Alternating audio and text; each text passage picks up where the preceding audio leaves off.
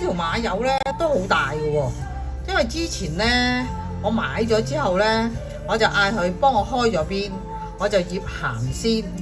咁啊醃鹹鮮咧，之前咧個頭嗰邊咧，我就攞嚟煎咗佢嚟食啦，非常之好食啊，油份又夠多。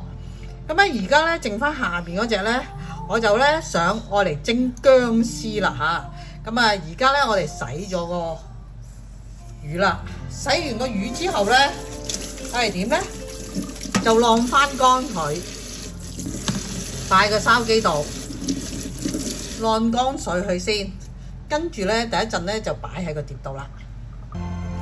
嗱，而家條馬友咧已經晾乾啦，晾乾咧我哋咧就先擺少少薑絲喺個底度。咁咧我哋晾乾咗條馬友咧就放低喺度，平面放咗佢，跟住咧落啲薑絲落去，等陣蒸咗佢之後咧，就睇下咧我哋呢個馬友咧醃咗成唔成功啦，好唔好食啦？